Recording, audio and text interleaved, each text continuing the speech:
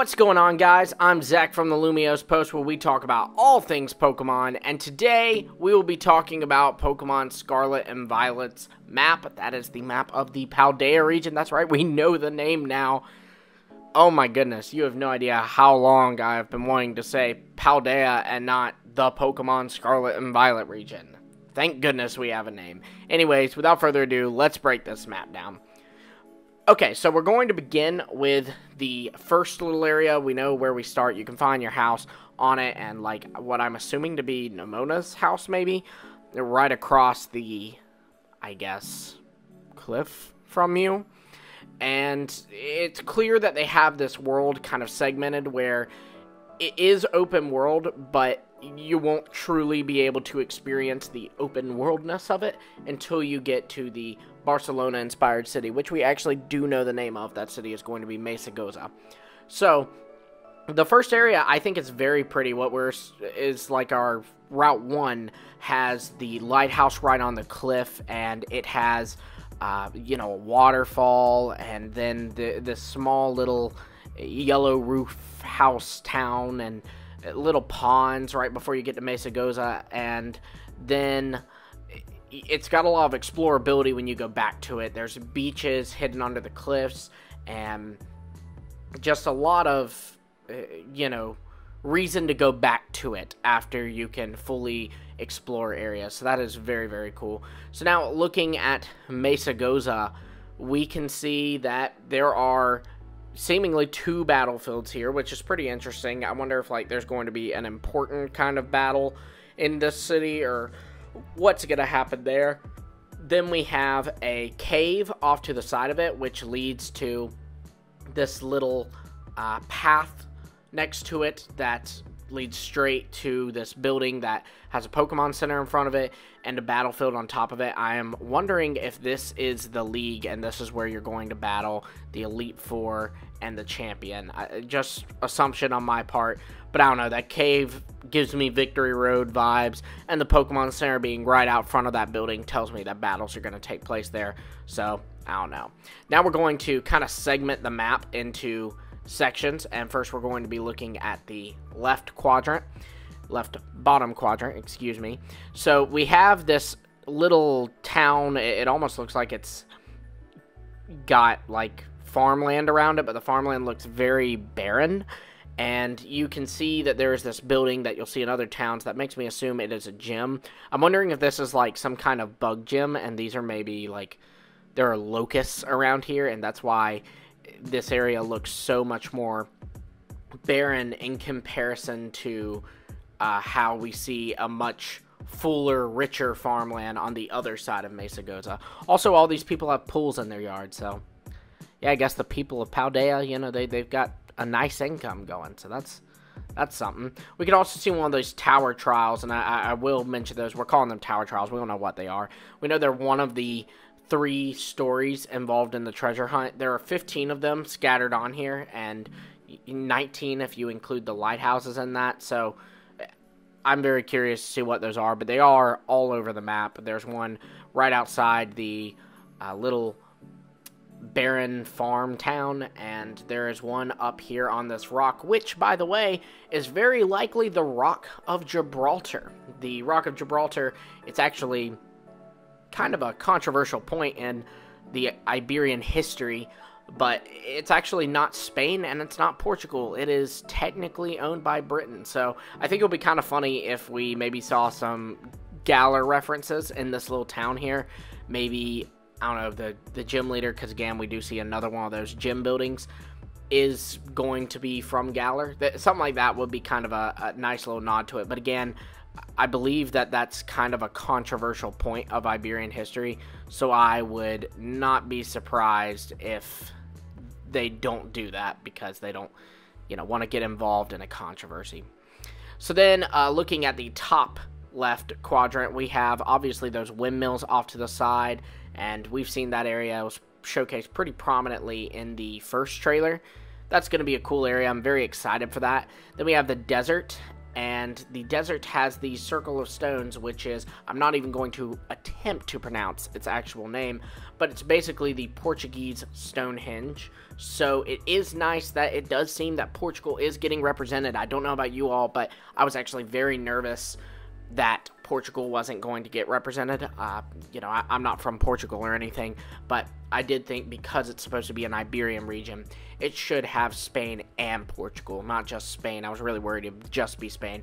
But no, we have these rocks right here in the desert that seem to be very reminiscent of the Portuguese Stonehenge, so that's pretty neat. We also have right above it, but kind of down beneath the cliffs, is a town that seems to be inspired by Lisbon. So that's really neat. I also think it's pretty cool that this is a harbor city. It makes me think maybe in DLC we will leave from this city to wherever the first batch of DLC is, and I am really hoping for Azores. I'm really hoping for the Azores Islands. Those are absolutely beautiful.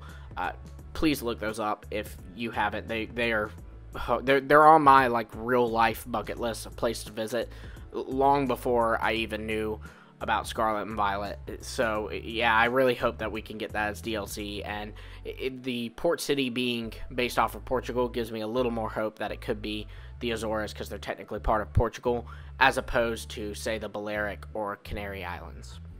Now, if you look above that, we see a large lake. This was pretty prominent in the first trailer as well.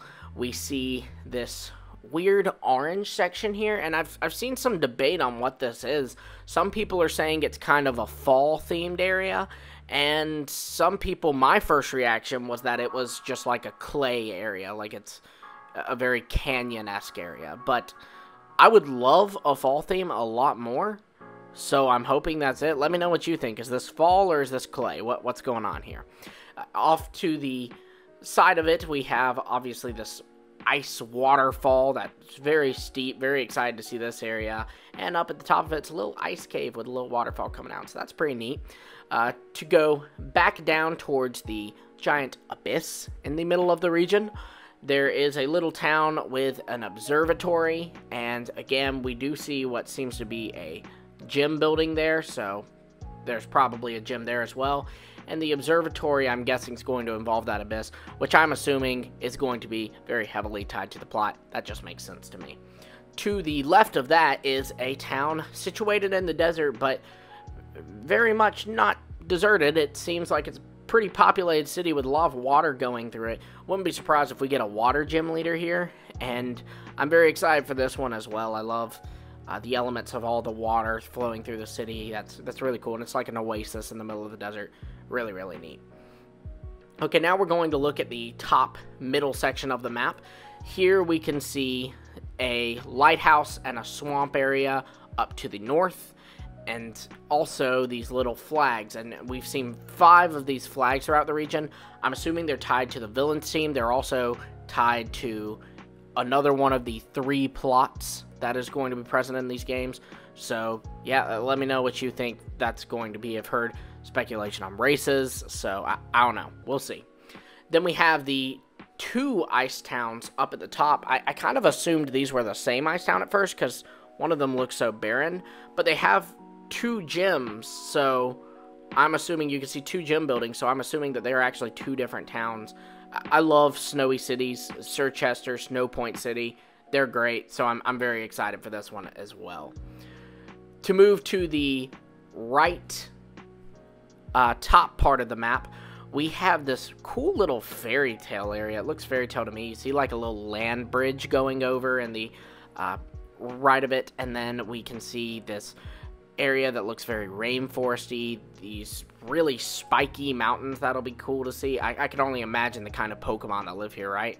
And obviously to the right are these clouds, and guys, I'm gonna be honest, Iberia is connected to France, so while I don't think that Lumio City is right up there, we do know that there is a South Kalos, and perhaps that is right there, and that might be a DLC that we get to explore. So I doubt in DLC we'll be going to Lumio City or the mainland Kalos, but we might go to South Kalos, and who knows, we might even get to see Kalude City, which is a part of South Kalos. So that's something very exciting, but these clouds are the thickest clouds in the map, so I feel like they're definitely indicating that something's there, and I don't know, I'm very curious to see if we'll get it in DLC. You let me know what you think.